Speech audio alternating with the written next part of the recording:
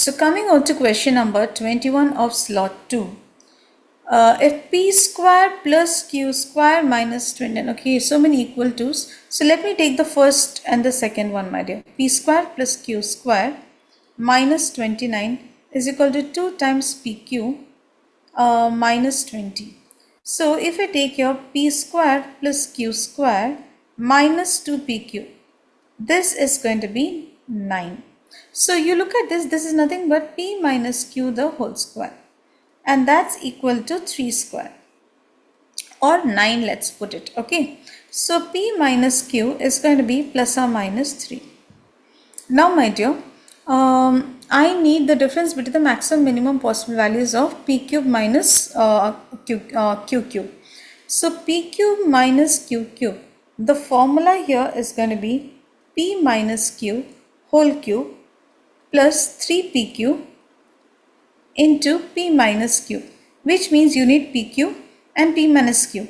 P minus q is got. I need now pq. So pq is there in these two. Now let me solve those two, my dear. 2pq minus 20 is equal to 52 minus 2pq. So 4pq is equal to 72, or pq is equal to 18. Now you take this here.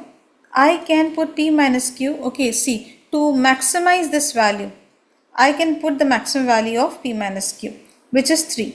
So maximum value here, 3 cube plus 3 into pq is 18. Pq has only one value, so that is what I'll have to put into 3. To get the minimum value, you can put minus 3. So minus 3 whole cube, okay, plus 3 into 18 into minus 3.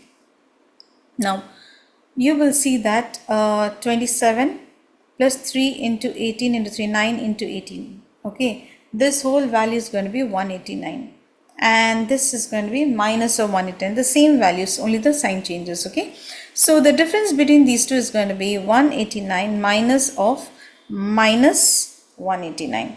So that gives me 2 times of 189, that is 378. Option C in this.